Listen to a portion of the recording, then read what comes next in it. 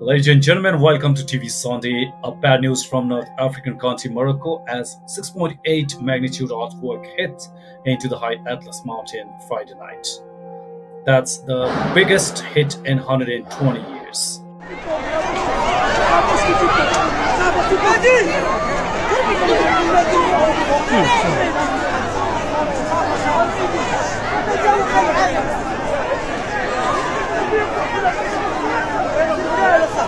Oh putain!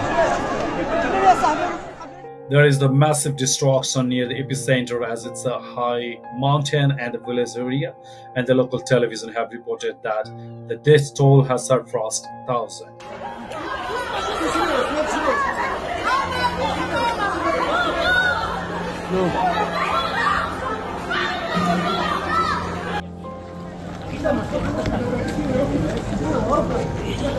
The rescue teams are reportedly struggling to reach to the most affected area, with the roads blocked by the destruction, and one of the witnesses said that we are hoping for a miracle from the Baba. People from around the world, authorities and the country heads have been sending their thoughts and praying for the Morocco.